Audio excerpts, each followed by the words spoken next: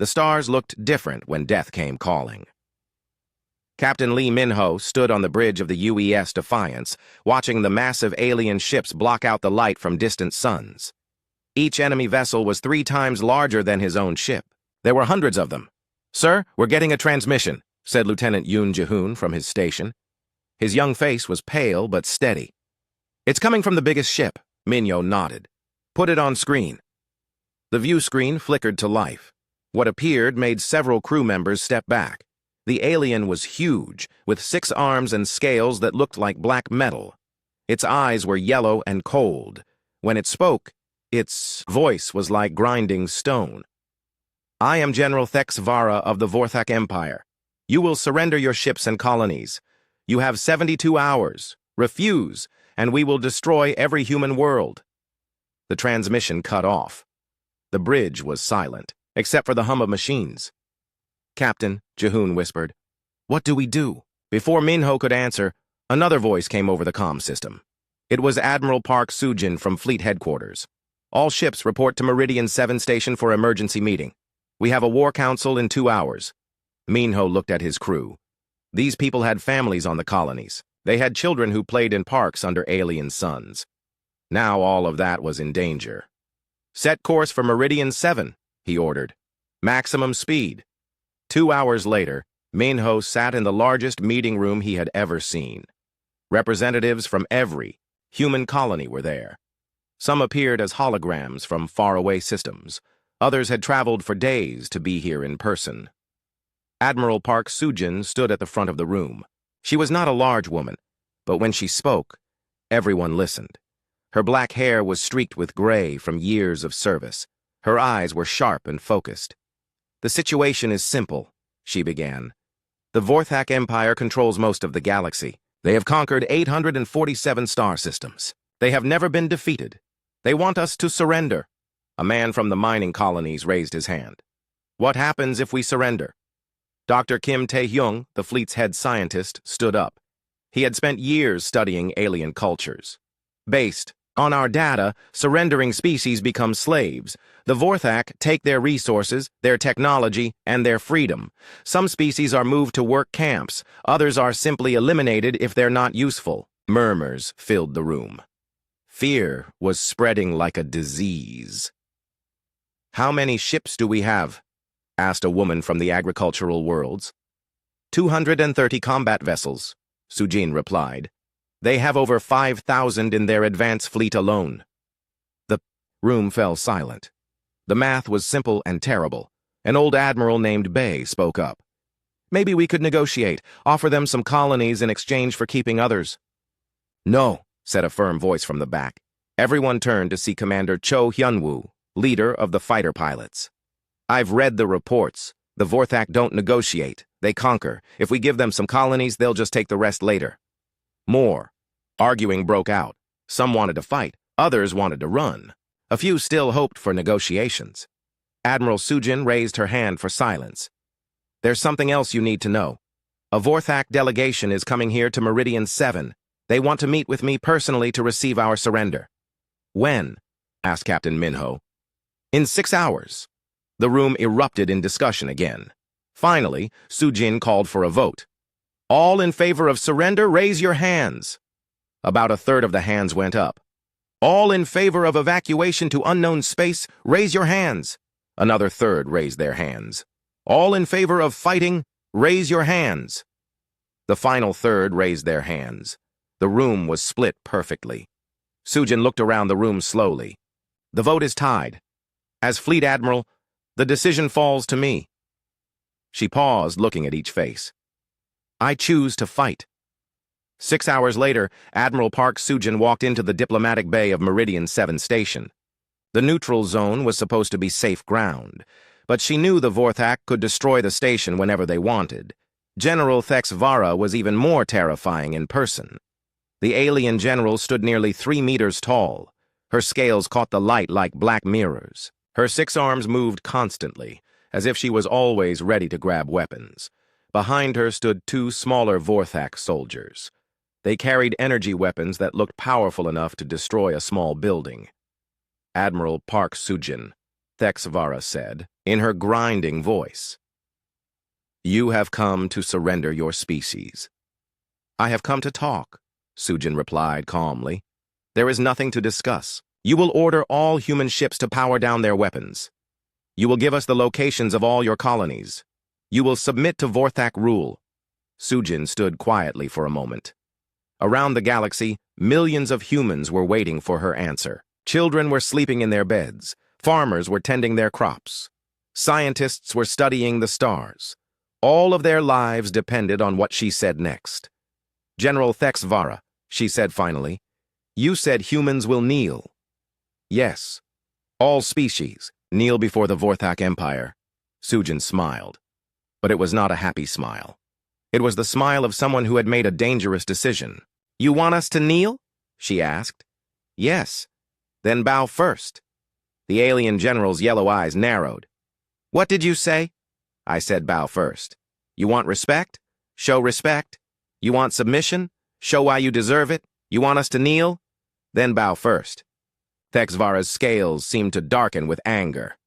"You do not understand. We have conquered hundreds of worlds. We have weapons that can crack planets.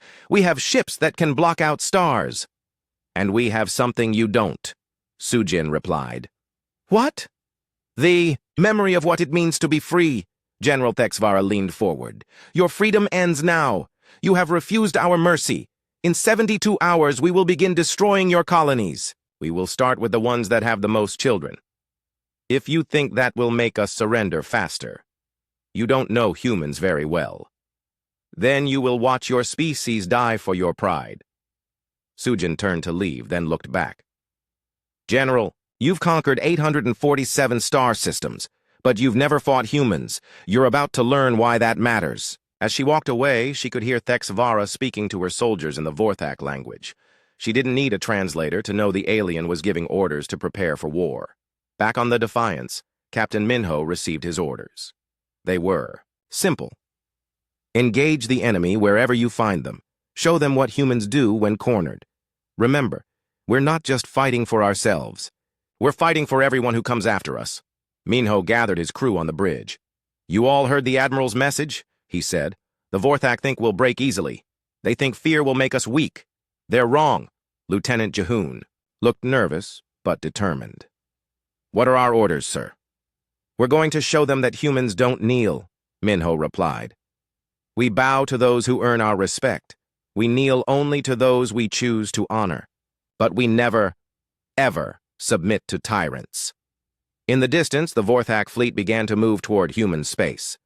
General Thexvara was confident this would be over quickly. In her long career, she had never seen a species choose destruction over submission. She was about to learn that humans were different. On Earth, in the ancient city of Sol, an old man sat in a park feeding pigeons. He had lived through many wars in his long life. When the news came about the alien ultimatum, he just nodded quietly. "Another war," he said to his granddaughter. "But this time, it's not just about us. It's about everyone who will come after." The little girl looked up at the stars beginning to appear in the evening sky. "Will we win, grandfather?" The old man smiled and patted her head. "Child, humans have been fighting for freedom since the beginning of time. Sometimes we lose battles, but we never stop fighting. That's what makes us human." Far above them, the first human ships were already moving toward the enemy. The war for humanity's future had begun. General Thexvara watched the tactical display from her command ship. The human fleet was pathetically small. Their ships looked fragile compared to Vorthak war vessels. This would be over in hours. "Begin the attack," she ordered. "Target their military stations first. Leave the civilian areas for last. I want them to see what happens when they refuse our mercy." The Vorthak fleet moved toward Kepler Station, humanity's main military outpost in the outer colonies. 300 alien ships against 12 human vessels defending the station. On the bridge of the Defiance, Captain Lee Minho watched the enemy approach. His communications officer, Engineer O'Nari, had been working on something unusual. "Captain," she said, "I've been studying the Vorthak ship designs from our scans. Their armor is incredibly strong, but it's designed to stop energy weapons and missiles." "What about kinetic weapons?" asked Lieutenant Yoon Ji-hoon. "Their shields can handle small projectiles." But what if we hit them with something really big? Minho understood immediately. How big? Our ship weighs 50,000 tons. At maximum speed, we could punch through their armor like paper. The bridge fell silent. Everyone knew what she was suggesting. That would be suicide, Jahoon whispered. Maybe, Minho said, but it would also send a message. Commander Cho Hyunwoo's voice came over the comm from his fighter squadron. Captain, we're seeing movement from the Vorthak fleet. They're targeting the civilian shelters on Kepler Station. Minho made his decision. All ships, this is the Defiance. We're going to show these aliens what happens when they threaten our families. The first Vorthak attack hit Kepler Station's shields. The energy beams were powerful enough to destroy small moons. The station's shields held for now, but everyone knew they wouldn't last long. All civilian ships begin evacuation, Minho ordered. Military vessels, attack pattern Delta. The 12 human ships spread out around the station. They were so small, compared to the alien fleet, that they looked like insects attacking elephants. The Vorthak commander, a general named Thekron, laughed when he saw the human formation. They're going to attack us, with 12 ships. Should we be concerned, General? Asked his aide. Concerned? About primitives in metal boxes? Fire at will. End this quickly. The battle began badly for the humans. The first Vorthak volley destroyed 2 human cruisers instantly. The remaining ships scattered, trying to avoid the massive alien weapons. But something strange happened. Instead of running away, the human ships started flying in patterns that made no sense. They dove between the alien vessels, using the Vorthak ship's own size against them. What are they doing? General Thekron demanded. On the Defiance, engineer. Nari was modifying their weapons on the fly. I'm linking our targeting computers to their ship movements. Every time they turn, we're learning more about their engine patterns. The humans began adapting in real time. When the Vorthak fired energy weapons, the human ships changed their armor frequency to absorb more damage. When the aliens used missiles, the humans released clouds of metal chaff that confused the guidance systems. Impossible, breathed Thekron. How are they adapting so quickly? His aide checked the scanners. General, it appears they're sharing data between all their ships instantly. When one ship learns something, they all learn it. Commander Cho Hyunwoo led his fighter squadron in a desperate attack on a Vorthak destroyer. The alien ship was 100 times larger than his small craft. But he had an idea. All fighters, target their engine exhausts. Not to destroy them, but to get inside their shields. Inside their shields, sir? Asked one of his pilots. Trust me. The human fighters dove toward the massive alien ship's engines, the Vorthak point. Defense systems tried to stop them, but the fighters were too fast and too small. Once inside the shield perimeter, the fighters began attacking the ship's hull directly. Their weapons were tiny compared to the ship, but they found weak points, around sensor arrays and communication systems. We're like antibodies in a bloodstream, Hyunwoo radioed. Small, but we can cause big problems. General Thekron watched in growing alarm as his destroyer began losing systems. How are tiny fighters damaging a capital ship? Meanwhile, Captain Minho was preparing for his final move. The Defiance had taken heavy damage, but her engines still worked. All hands, this is the captain, he announced over the ship's comm system. We're going to ram the Vorthak command ship. Evacuation pods are ready for anyone who wants to leave. No one moved toward the escape pods. Lieutenant Jihoon spoke for the crew. Sir, if you're staying, we're staying. Engineer Nari activated a special system she had been building. Captain, I'm broadcasting our ship's technical specifications to every human vessel in the galaxy. Our adaptive armor, our targeting systems, our tactics. If we're going to die, at least others can learn from our sacrifice. Minho nodded. All power to engines. Target the alien flagship. The Defiance accelerated toward General Thekron's massive command ship. The alien vessel was 10 times larger, but the human ship was moving at incredible speed. Stop them! Thekron ordered. All weapons target that ship! Energy beams and missiles filled space around the Defiance. The human ship's armor held just long enough. The impact was tremendous. The Defiance struck the Vorthak flagship near its main weapon systems. Both ships were destroyed in a massive explosion that lit up the space around Kepler Station. In the aftermath, the remaining Vorthak ships found themselves facing something they had never encountered before. The surviving human vessels were no longer the same ships that had started the battle. Each human ship had absorbed the lessons from the Defiance's sacrifice. Their targeting was more accurate. Their tactics were more aggressive. Most importantly, they no longer seemed afraid. "What's happening?" demanded a Vorthak captain whose ship was being swarmed by human fighters. The answer came from Commander Cho Hyunwoo, whose voice was being broadcast on all frequencies. "You wanted us to kneel. We told you to bow first. This is us teaching you how." The tide of battle began to turn. The human ships, though still outnumbered, were fighting with a fury the Vorthak had never seen. When a human ship was damaged beyond repair, instead of surrendering, the crew would ram the nearest alien vessel. "They're all doing it," reported a Vorthak communications officer. "Every human ship that's about to be destroyed chooses to ram us instead of surrender." General Thekron, now aboard a backup command ship, watched his fleet take unexpected losses. "How many ships have we lost?" 17, sir. And the humans are broadcasting everything. Every tactic, every weapon modification, every successful attack pattern. Their other fleets are learning from this battle in real time. For the first time in her long military career, Thekron felt something she had never experienced before: uncertainty. The battle ended with the Vorthak fleet retreating. They had won, technically. Kepler Station was destroyed, and most of the human ships were gone, but they had lost more vessels than in their previous 10 conquests combined. Back on Earth, Admiral Park Soo-jin received the reports from the battle. The cost had been terrible, but the message was clear. Humanity would not break easily. She activated the emergency broadcast system. "This is Admiral Soo-jin to all human colonies. The enemy thinks our sacrifice at Kepler Station was a defeat. They're wrong.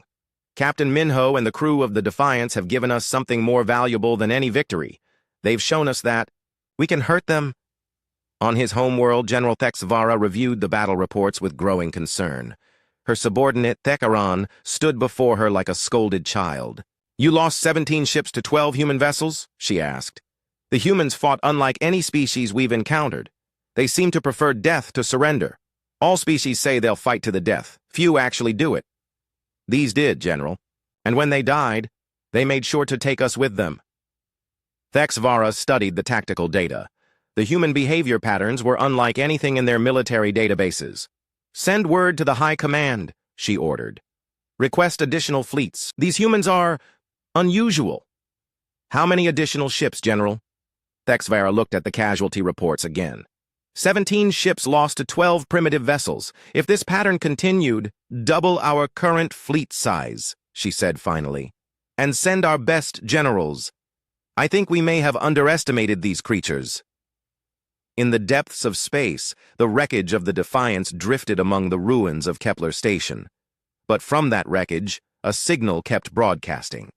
It was Engineer Onari's final gift: technical data that would help other human ships survive and fight. The message was simple: remember the Defiance. Make them pay for every inch. Across human space, ship captains and engineers received that data and began modifying their vessels. The war was just beginning, but humanity had learned its first lesson. They could make the enemy bleed, and if humans were good at anything, it was learning from their mistakes. News of the Defiance's sacrifice spread through human space like wildfire. Instead of causing fear and despair, something unexpected happened: anger. Pure, burning anger. Dr. Jang Minji sat in her laboratory on the research station Harmony studying Vorthak behavior patterns. As the fleet's psychological warfare specialist, she had been watching recordings of the enemy for weeks. "They don't understand us at all," she told her assistant. "Look at this." On the screen, she played a captured Vorthak communication from after the battle at Kepler Station. General Tekron was reporting to his superiors. "The humans fought with irrational desperation," the alien said. "They chose death over logical surrender. This behavior does not match any known species profile." Minji paused the recording. "They think desperation made us dangerous. They don't realize it was love." "Love, Doctor?" asked her assistant. "Love for our families, love for our freedom, love for our future. The Vorthak conquer through fear. They can't understand a species that fights through love." Admiral Park Soo-jin had spent the week since Kepler Station implementing something she called Protocol Indomitable. Every human ship, station, and colony was being converted into both a fortress and a potential weapon. Captain Song Dae-hyun commanded the agricultural vessel Harvest Moon. His ship normally carried grain and livestock between the farming colonies. Now it carried something else entirely. "Are you sure about this, Captain?" asked his first officer, looking at the modifications they had made to their cargo holds. "The Admiral's orders were clear," Dae-hyun replied. "Every ship is now a warship. Every cargo hold is now a bomb bay. The Vorthak want our food supplies. They can have them, along with a few surprises." The Harvest Moon looked harmless. It was painted in peaceful colors and still carried agricultural equipment on its hull, but hidden in its massive cargo bays were thousands of tons of explosive materials disguised as fertilizer. 3 days after Kepler Station, the Vorthak fleet arrived at the Ceres agricultural complex. General Thekron expected easy victory. Food production centers were always lightly defended. "Sir," reported his sensor officer, "we're detecting 17 ships in the area, mostly agricultural vessels." "Farmers," Thekron said dismissively. "Order them to surrender their food supplies. If they refuse, destroy them and take what we need." The lead Vorthak ship approached the Harvest Moon. Captain Dae-hyun waited until the alien vessel was very close. "All ships," he radioed to the other. "Agricultural vessels. Remember what they did to Kepler Station. Remember the children they would have killed." "We remember," came the reply from 17 different captains. When the Vorthak ship tried to dock with the Harvest Moon, Dae-hyun triggered the explosives in his cargo hold. The agricultural ship vanished in a fireball that took the alien cruiser with it. Across the system, 16 other farming ships did the same thing. Each one rammed or exploded near Vorthak vessels, causing massive damage. "What just happened?" demanded General Thekron from his damaged flagship. "The agricultural ships? They all self-destructed. They used their cargo holds as weapons." "Farmers did this? Farmers?" "Yes, sir. And before they died, they broadcast a message to all human colonies. The message was simple. The Harvest Moon and her sisters send their regards. Make them pay for every grain of wheat." Back on the Vorthak home world, General Thexvara was becoming increasingly frustrated with the reports from the human front. 17. "More ships lost to farmers?" she asked in disbelief. Her intelligence officer, a smaller Vorthak named Kreshta, consulted his datapad. "Yes, General. Our analysts believe the humans are using civilian vessels as weapons. That violates all civilized rules of warfare. It appears humans don't follow civilized rules, General." Thexvara studied the reports more carefully. Something was bothering her about the human responses. "Kreshta, bring me all available data on human history." "Their entire history, General? That could take weeks to review." "Then we better start now. These creatures are behaving in ways our military doctrine doesn't account for. I need to understand what we're fighting." What Thexvara discovered over the following days horrified her. Human history was an endless series of wars against each other. But more than that, it was a record of desperate last stands, impossible victories, and people who chose death over slavery. "They've been perfecting warfare for thousands of years," she told Kreshta. "Not just against external enemies, but against each other. Every conflict taught them new ways to fight and die." "Does this change our strategy, General?" "I don't know yet, but I'm beginning to understand why they prefer death to surrender. They've been doing it to each other for millennia." Meanwhile, Corporal Shin Youngji was leading the first human boarding action against a Vorthak vessel. Her marine unit had hidden inside what appeared to be an evacuation ship full of refugees. The Vorthak had stopped the ship to inspect it, expecting to find terrified civilians. Instead, they found 40 heavily armed human marines. "Move fast," Youngji whispered to her team as they cut through the alien ship's hull. "We only have minutes before they realize what's happening."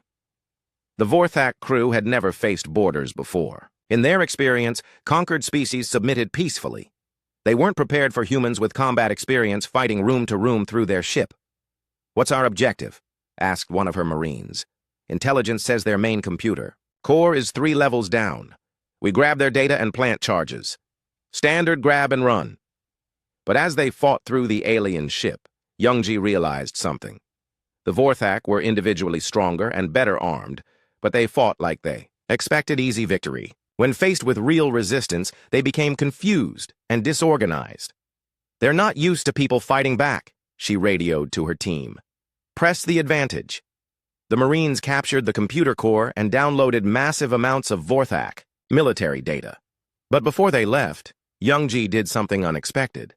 She left a message in the alien computer system. "From the people of Earth to the Vorthak Empire," the message read. "You wanted us to kneel. We choose to stand. This is what standing looks like." When the Vorthak discovered the message days later, along with the missing data, General Thexavara felt something she hadn't experienced in centuries: respect for an enemy. "They could have just stolen our information and left," she told Kreshita. "Instead, they wanted us to know they had been there." "Is that significant, General?" "Very. It means they're not just fighting to survive. They're fighting to prove a point." Dr. Jiang Minji had been studying the psychological effects of the human resistance on other species in the Vorthak Empire. What she discovered was remarkable. "Admiral," she reported to Sujin, "our actions are having effects beyond just military damage. Species that have been conquered by the Vorthak for centuries are starting to ask questions." "What kind of questions?" "If humans can fight back, why can't they? Our broadcasts are reaching slave worlds throughout the Empire. They're seeing that resistance is possible." Admiral Sujin felt a spark of hope. "Are any of them actually rebelling?" "Not yet. But the Vorthak are having to increase security on slave worlds. They're pulling ships away from our front to deal with unrest elsewhere. Keep broadcasting our victories. Every ship we destroy, every station we save, every time we make them bleed. I want every enslaved species in the galaxy to see it." The war was changing. What had started as a simple conquest was becoming something much more dangerous for the Vorthak Empire. An example. On a distant world called Zerion, a species of peaceful traders called the Milari watched human broadcasts in secret. They had been enslaved by the Vorthak for 300 years. "Look," whispered an old Milari to his granddaughter. "The humans refuse to surrender. But they're so small compared to the Vorthak fleet. So are we. But maybe size doesn't matter as much as we thought." Similar conversations were happening on dozens of worlds. The Vorthak Empire had built itself on the idea that resistance was hopeless. Now, humans were proving that wrong. General Thexavara realized the true danger during a meeting with the Vorthak. "High Command. The humans are not just fighting us," she reported to the Supreme Commander. "They're undermining the foundation of our empire." "Explain." "Our power comes from the belief that resistance is futile. The humans are showing our slave species that this belief is false, then crush the humans quickly. We've been trying, but every victory costs us more ships than expected, and every human death inspires more resistance. How many additional fleets do you need?" Thexavara looked at the casualty reports. In 3 battles, they had lost more ships than in their previous 50 conquests combined. "All of them," she said finally. "If we don't stop the humans quickly, we may face rebellion on every world we control." The Supreme Commander's scales darkened with anger. "Impossible. One primitive species cannot threaten our entire empire." "With respect, Supreme Commander, this is not just one species anymore. The humans are becoming a symbol. And symbols, once they take hold, are very difficult to destroy." Back on Earth, an old veteran named Kim Sunho read the news reports to his great-granddaughter. The little girl listened with wide eyes as he told her about the brave humans fighting in space. "Will we win, great-grandfather?" she asked. Kim Sunho had fought in many wars in his long life. He knew that victory could take many forms. "Child," he said, "we've..." 6 months into the war, both sides had changed. The Vorthak had learned to expect the unexpected from humans. Humans had learned to turn every defeat into a lesson for the next battle. Admiral Bai Seonho commanded what other species might call an impossible fleet. The Lazarus fleet was built entirely from wreckage. Every ship had been destroyed at least once, then rebuilt using salvaged Vorthak technology mixed with human engineering. "Sir," reported his chief engineer, a young woman named Dr. Han Jiwon, "the modifications to the Phoenix Rising are complete. We've integrated Vorthak shield generators with our adaptive armor systems." Bay looked at the data on his screen. The Phoenix Rising had been destroyed 3 times in different battles. Each time, they had rebuilt her stronger than before. And the neural interface systems? Ready for testing. The pilots had been training for weeks. Dr. Han Ji-won had developed something the Vorthak had never seen. Direct neural links between human pilots and their ship's artificial intelligence systems. The result was vessels that could think and react faster than anything in space. "Are you sure this is safe?" asked Captain Im Kyung-soo, commander of the Sparrow Division. His small, fast attack craft were about to be the first to test the new technology. "Define safe," Ji-won replied with a smile. "We're fighting a war against aliens who want to enslave us. Nothing is safe anymore." The first test came during the Battle of New Seoul, humanity's largest remaining industrial center.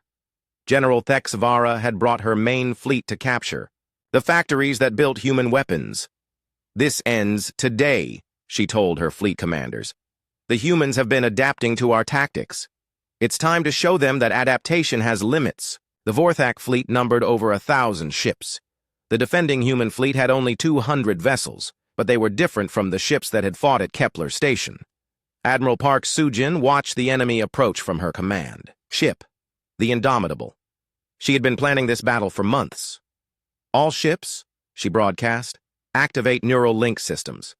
Let's show them what humans can do when we stop thinking like separate ships and start thinking like one mind." Across the human fleet, pilots closed their eyes and felt their consciousness merge with their ship's computers.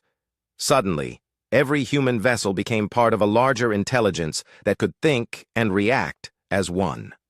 The Vorthak attacked in their traditional formation. Overwhelming force concentrated on specific targets. It had worked against every other species. It didn't work against the neural-linked human fleet.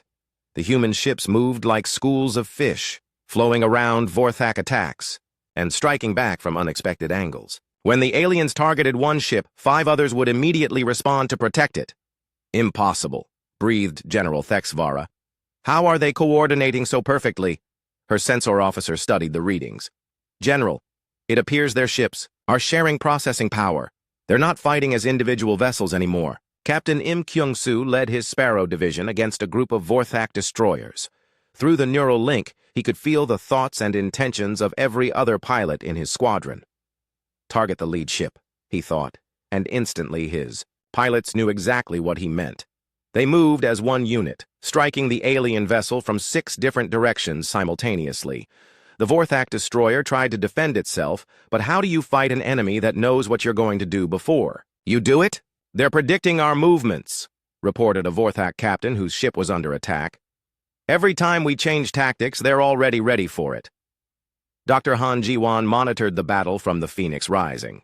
The neural link systems were working perfectly, but she noticed something interesting in the data.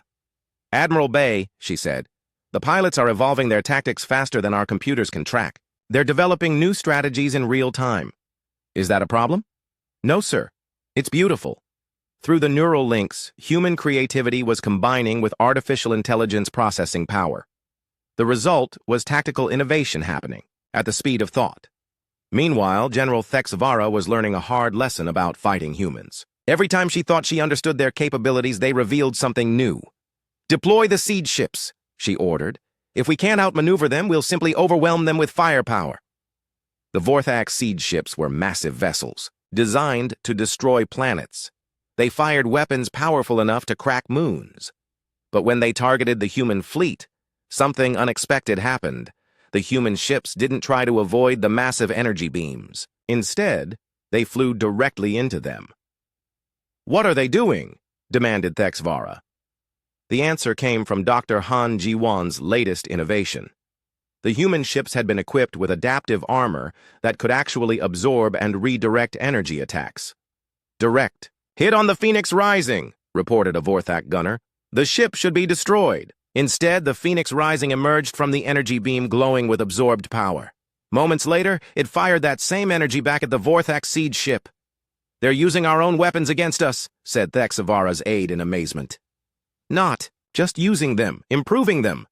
The tide of battle shifted again. The human ships began deliberately flying into Vorthak weapon beams, absorbing the energy and firing it back with their own modifications. But the most shocking moment came when a damaged human cruiser, the Soul's Pride, found itself surrounded by 5 Vorthak ships. Instead of surrendering or trying to escape, the Soul's Pride did something that made General Thexavara question everything she knew about warfare. The human ship opened communications to the surrounding Vorthak vessels. But instead of offering surrender, Captain Lee Dong-yun broadcast something else entirely. Attention, Vorthak ships. I am Captain Lee Dong-yun of the Soul's Pride. My ship is damaged and my crew is injured. But before we die, I want you to know something. The Vorthak commanders listened, expecting a plea for mercy. You've spent centuries conquering species who had no choice but to submit. Today, you face a species that chooses to fight. Remember that choice when you return to your enslaved worlds. Then the Soul's Pride rammed the nearest Vorthak ship while broadcasting its complete tactical database to every human vessel in the system. He's giving away military secrets, said Thexavara's intelligence officer. No, Thexavara replied slowly. He's teaching. That's when she finally understood what made humans so dangerous. They didn't just learn from their own experiences. They learned from each other's sacrifices. The Battle of New Seoul ended with a Vorthak retreat. For the first time in their military history, a Vorthak fleet had been forced to withdraw by an inferior force. But the real victory was what happened next. On the enslaved world of Zerion, the Malari watched recordings of the battle with growing excitement. Did you see? Whispered the old Malari to his people. The humans turned the Vorthak weapons against them. They made their enemy's strength into weakness. Can we do that? Asked a young Malari warrior. Maybe not the same way, but the principle. Yes, I think we can learn from this. Similar conversations were happening on dozens of worlds. The human example was spreading like a virus through the Vorthak Empire. General Thexavara called an emergency meeting with her commanders. The situation has changed, she announced. The humans are no longer just fighting us. They're teaching others how to fight us. What do you recommend, General? Asked Thekron. Total war. We destroy not just their military, but their entire civilization. We make an example of them that no other species will dare to follow. And if that fails, Thexavara looked at the casualty reports. In 6 months of fighting, they had lost more ships than in the previous decade of conquests. If that fails, we face the collapse of our empire. Back on the human world of harmony, Dr. Jang Minji was analyzing psychological profiles of Vorthak prisoners. What she found surprised her. Admiral, she reported to Sujin, the Vorthak soldiers are showing signs of doubt. They're questioning whether their empire can actually win this war. That's unexpected. They've never faced sustained resistance before. The concept that they might lose is literally foreign to them. Admiral Sujin felt a dangerous emotion, hope. Keep monitoring their communications. If their morale is cracking, we might be able to exploit that. Meanwhile, in a secret facility on Earth, scientists were working on humanity's next evolution. If the war continued, they would need advantages beyond just better tactics. Dr. Park Jin-soo led a team developing enhanced human soldiers who could interface directly with technology. Not just neural links to ships, but full integration with all human systems. The Vorthak have superior physical strength, he explained to his team. But we have superior adaptability. If we can enhance that adaptability, we become something. They can't predict or counter, finished his assistant. Exactly. The war was becoming something neither side had expected. It was no longer just about conquest or resistance. It was about evolution. The Vorthak represented the old way, overwhelming force used to impose order through fear. Humans represented something new, adaptability used to inspire change through example. On a small research station near Jupiter, an old scientist named Professor Yang Min-seok was studying the long-term implications of the war. What do you think will happen? Asked his student. I think, the old man said slowly, that regardless of who wins individual battles, the galaxy will never be teased. 1 year into the war, Admiral Park Sujin stood in the command center of the Indomitable, looking at the most desperate plan in human history. You want to attack their home system? Asked Admiral Bae Seonho in disbelief. With our entire remaining fleet? Every ship we have, Sujin confirmed. Every pilot, every soldier, every weapon, everything. Dr. Jiang Minji studied the tactical display. The Vorthak home system was defended by over 3,000 ships. The human fleet had 400 vessels, most of them rebuilt from wreckage. The odds are impossible, she said quietly. Good, replied Sujin. The Vorthak expect us to be logical. They expect us to defend our colonies and fight defensive battles. They don't expect us to attack their capital. Fleet Captain Ryu Wonshik commanded the experimental vessel Phoenix Rising. His ship was the most advanced human vessel ever built, incorporating technology from dozens of destroyed Vorthak ships. Admiral, he asked, what's the real objective? We can't possibly conquer their home world. Sujin smiled grimly. We're not trying to conquer anything. We're delivering a message. Dr. Lee Yunji had spent months developing what she called the resonance weapon. It was based on captured Vorthak neural frequency data. The weapon isn't designed to destroy ships, she explained to the assembled fleet commanders. It's designed to broadcast on the frequencies the Vorthak use for their empire-wide communications. Broadcast what? Asked Major Kang Sunwoo, who would lead the ground assault if they somehow managed to land troops. Everything, Sujin replied. Human history, human music, human philosophy, but most importantly, human resistance. The plan was called Operation Bow First. It was named after Sujin's first words to General Thexvara over a year ago. The human fleet began its journey toward the Vorthak home system. Every ship carried the same message in its computers, the complete record of human resistance to tyranny throughout history. General Thexvara received word of the human fleet movement with confusion rather than alarm. They're attacking our home system? She asked her intelligence officer, Kreshta. It appears so, General. Every human ship is moving toward our capital. That's suicide. They must know they can't win. Perhaps they've finally realized the futility of resistance. But Thexvara had been fighting humans for a year. She had learned not to underestimate them. No, she said slowly. They're planning something.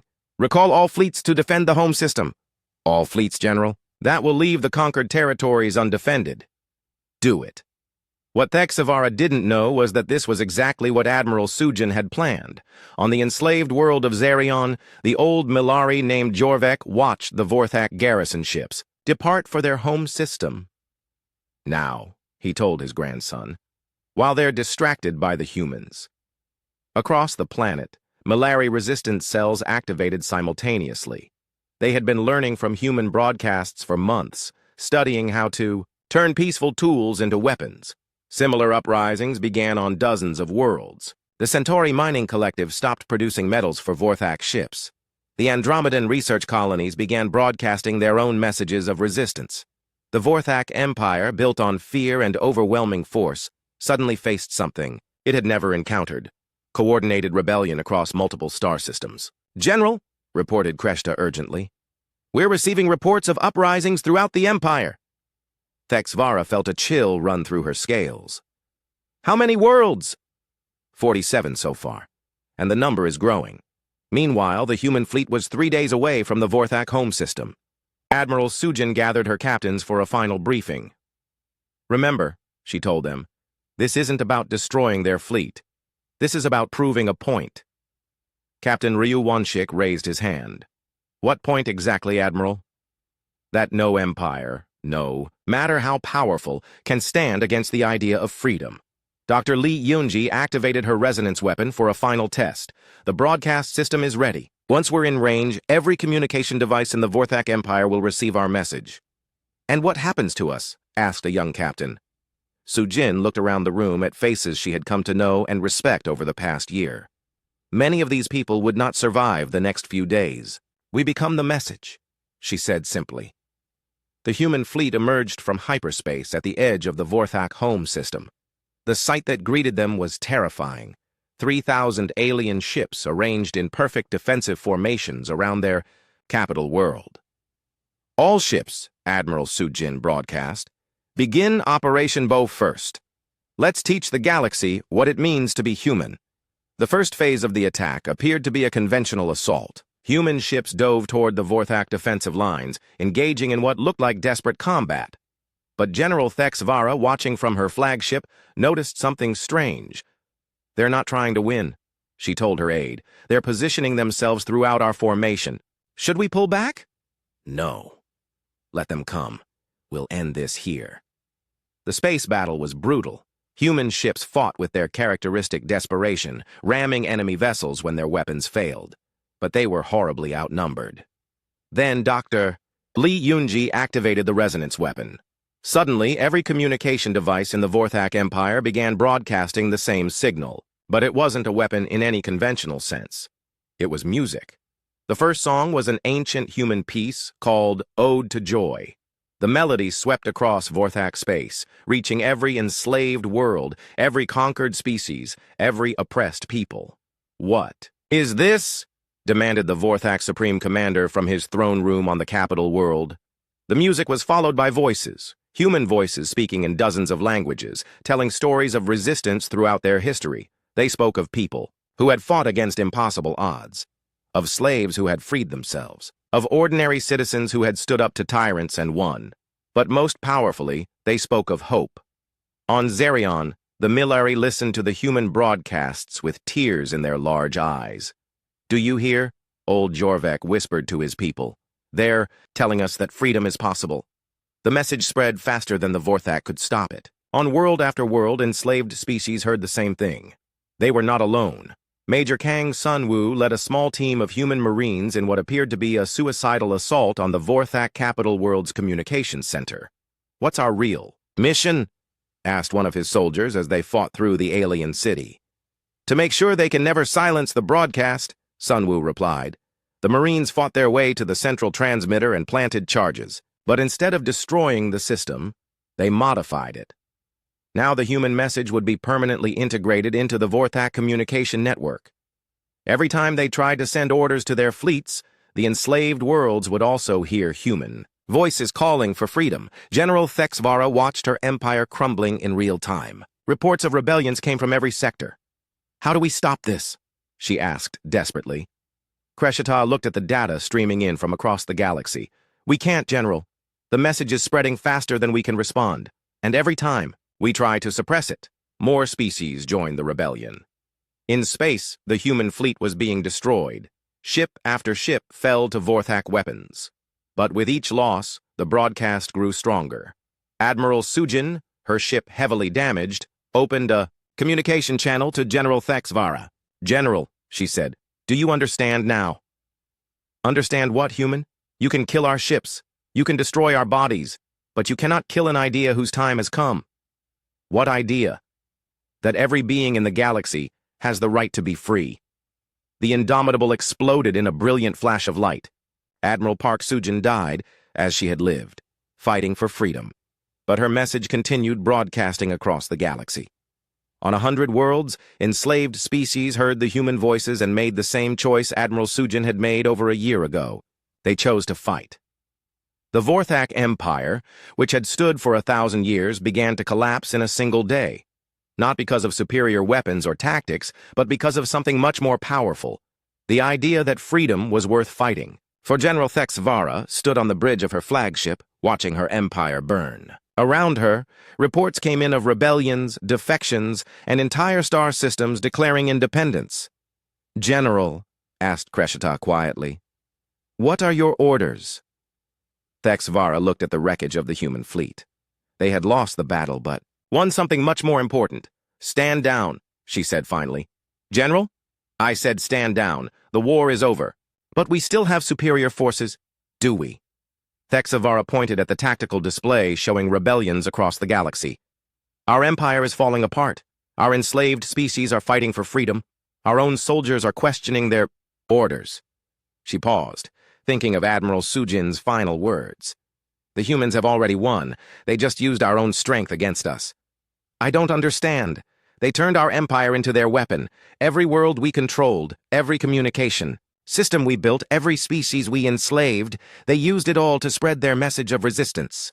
For the first time in her military career, General Thexvara felt something she had never experienced before. Respect for a defeated enemy. "Contact the human colonies," she ordered. "Request a meeting with their surviving leaders to negotiate." "Their surrender?" "No," Thexvara said quietly. to negotiate ours. In the ruins of the human fleet, a few ships remained. Captain Ryu Wanshik's Phoenix Rising was. The meeting took place on the same neutral station where Admiral Park Sujin had first faced General Thexvara 2 years earlier. But everything had changed. General Thexvara entered the diplomatic bay without her weapons or guards. She looked older, her scales dulled by defeat and exhaustion. Across from her sat Captain Ryu Wanshik, representing what remained of the human fleet. Captain Wanshik, Thexvara began, I come to discuss terms. Terms of surrender? Wanshik asked. Terms of transition. Ambassador Jung Ha-Jung, a former human soldier turned diplomat, joined the conversation. She had lost her left arm in the war, but had found a new purpose in building peace. General, she said, before we talk about surrender, we need to understand what you're actually offering. Thexvara looked uncomfortable. In her entire military career, she had never been on this side of a negotiation. The Vorthak Empire is collapsing, she admitted. 47 worlds have declared independence. Our fleet is scattered, dealing with rebellions. Our government has lost control. And you want our help to restore order? Asked Wanshik. No, Thexvara said quietly. I want your help to build something new. Ambassador Jung studied the alien general's face. Explain. I have spent the last year studying human history and philosophy. Your species has taught the galaxy something we had forgotten, that freedom is not something to be given or taken. It is something that exists naturally and must be protected. Captain Ryu Wanshik leaned back in his chair. You're saying you want to help create a free galaxy? I'm saying I want to learn how. The negotiations took weeks. Representatives from dozens of species arrived at the station. The Malari came from Zerion, led by the old rebel Jorvek. The Centauri miners sent their union leaders. Even some Vorthak worlds sent delegates, asking to join the new alliance. Dr. Choi Sumin, Earth's leading expert on interspecies cooperation, worked day and night to create a framework for what they began calling the Galactic Cooperative. The basic principle is simple, she explained to the assembled delegates. No species rules over another. Every world has the right to govern itself. The cooperative exists only to protect that right. What about trade, defense, exploration? Asked a Centauri representative. Voluntary cooperation, replied Ambassador Jung. If a world wants to trade, they trade. If they want to join a mutual defense pact, they can. If they want to explore space with others, they're welcome to. General Thexvara listened to these discussions with growing amazement. You're creating an empire without an emperor. We're creating the opposite of an empire, corrected Captain Wanshik. We're creating a community. The hardest question was what to do with former Vorthak military forces. Many species wanted revenge for centuries of oppression. It was Captain Nam Junho, commander of a rebuilt human cruiser, who proposed the solution. We make them guardians instead of conquerors, he suggested. The galaxy still has dangers. Pirates, natural disasters, hostile species from outside our region. We need ships and soldiers to protect the new alliance. You want us to trust Vorthak soldiers to protect us? Asked a skeptical Malari delegate. No, Nam replied. I want us to work alongside them to protect each other. General Thexvara was assigned to lead the new Galactic Defense Force, with oversight from representatives of all member species. Her first mission was to help evacuate a human colony threatened by a solar flare. This is strange, she told her mixed crew of humans, Malari, Centauri, and Vorthak, as they prepared for the rescue mission. A year ago, I was trying to conquer these people. Now I'm saving them. How does it feel? Asked her human second-in-command, Commander Lee Eugen. Different, Thexvara admitted. But not bad different. The evacuation was successful. 30,000 humans were saved by a fleet that included their former enemies. When the rescue ships returned to the new cooperative headquarters, something unprecedented happened. The human colonists thanked General Thexvara personally. General, said an elderly human woman whose family had been saved. A year ago, I would have been terrified to see you. Today, I want to shake your hand. Thexvara looked at the offered hand for a long moment, then gently took it in one of her own. Thank you, she said simply. The old woman smiled. No, General. Thank you. Captain Nam Junho was given command of the first joint exploration vessel, the Harmony. His crew included humans, Vorthak, Milari, and a dozen other species. Our mission, he announced to his diverse crew, is to explore the galaxy not as conquerors, but as scientists and diplomats. We go in peace.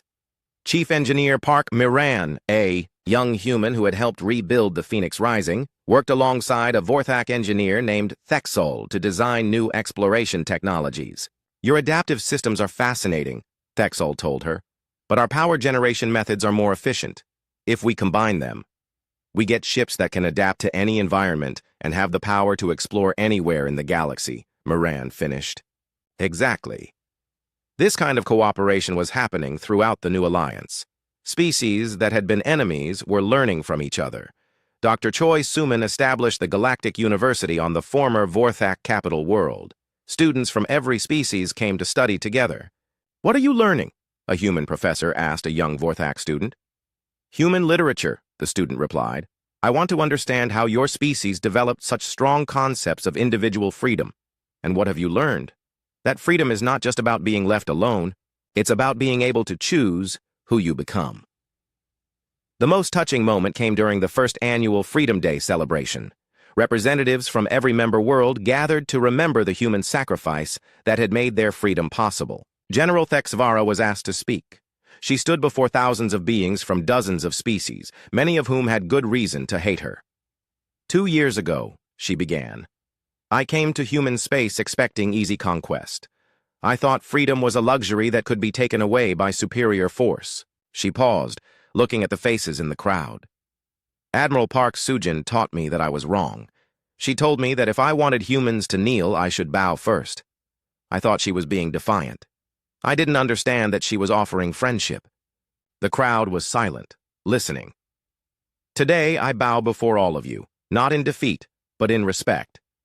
You have taught me that the strongest empires are built not on fear, but on trust, not on conquest, but on cooperation. She made a formal bow, the traditional Vorthak gesture of deep respect. When she raised her head, she saw something that would have been impossible 2 years earlier, former enemies applauding together. The celebration continued with children from different species playing together in the station's parks. Human children played games with young Milari.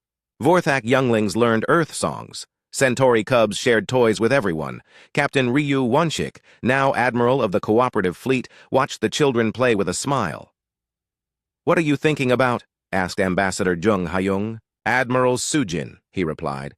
"I think she would have loved to see this." "She did see it," Jung said softly. "She saw it in her imagination 2 years ago. That's why she was willing to fight for it." In a quiet corner of the celebration, an old, human veteran named Kim Daeho sat with his great-granddaughter, watching the diverse crowd celebrate together. "Tell me the story again, great-grandfather," the little girl asked. "Which story? About the brave admiral who said the aliens should bow first." Kim smiled and began the tale that had already become legend throughout the galaxy. Once upon a time, he said, there was an admiral who believed that freedom was worth fighting for, no matter the cost. When a powerful enemy demanded that humans kneel, she had a different idea. As he told the story, other children gathered around to listen. Human children, Milari younglings, even a few young Vorthak. They all wanted to hear about the brave, humans who had taught the galaxy that freedom was possible. The story would be told for generations to come. But it was no longer just a human story. It had become the foundation myth of a new kind of civilization. One based on cooperation instead of conquest, on freedom instead of fear. General Thexvara walked past the group of children and heard Kim telling the story. She stopped to listen, remembering the events from her own perspective. When the story ended, one of the Vorthak children asked, "What happened to the alien general? Did she learn to be good?" Kim looked up and saw Thexvara standing nearby. He smiled and gestured for her to come closer. "Why don't you ask her yourself?" he said. The children looked up in wonder at the large alien general.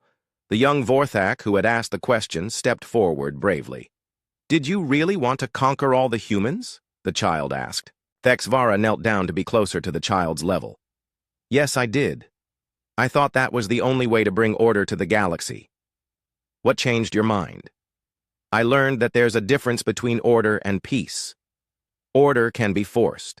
Peace must be chosen. Are you peaceful now? I'm learning to be. Every day I learn a little more about how to be peaceful. The child nodded solemnly, then smiled. I think you're doing good. As the celebration continued around them, Admiral Ryu Wonshik stood with Ambassador Young Ha-young and General Thex Vara watching the children play. So what happens now? Young asked. Now we explore, replied Wonshik. Now we learn. Now we build something that's never existed before. A galaxy where everyone is free to choose.